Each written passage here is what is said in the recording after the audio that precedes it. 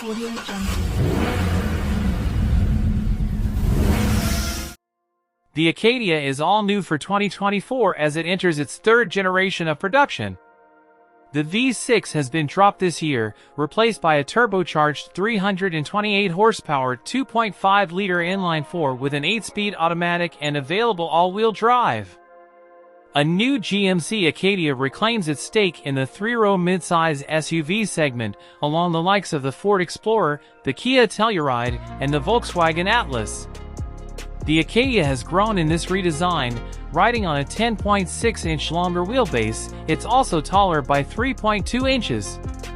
The next-gen Acadia goes on sale in early 2024.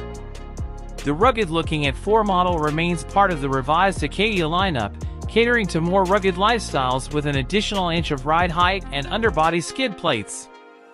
The new Acadia's interior is a cut above the previous models. GMC has fitted better materials and made an obvious effort to improve tech. Thanks to its larger size, additional cubby storage, and a shifter button panel that's been replaced by a column-mounted shifter, cargo and passenger space are greatly improved. The Acadia can be ordered as either a 7 or 8 passenger 3-row, as its second row can be either a full bench or captain's chairs.